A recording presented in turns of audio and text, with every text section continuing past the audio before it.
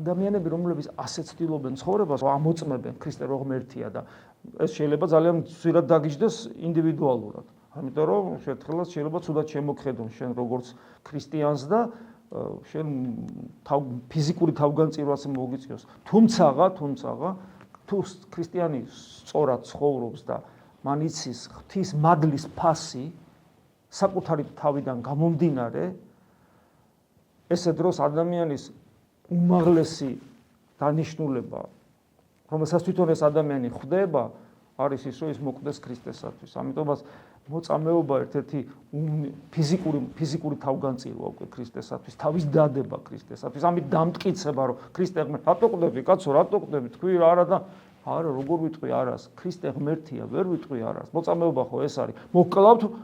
მოკლავთ თუ არ იტყვი, რომ ქრისტე ღმერთი არ არის. და თუ იტყვი, რომ ქრისტე ღმერთი არ არის, მაშინ გაგიშვებ.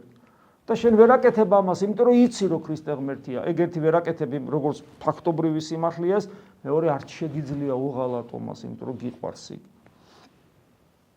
და ეს გარდაცვალება ხო გარდაუვალია, ხო არანაირი შესაძლებლობა არ არსებობს, რომ არ გარდავიცვალოთ.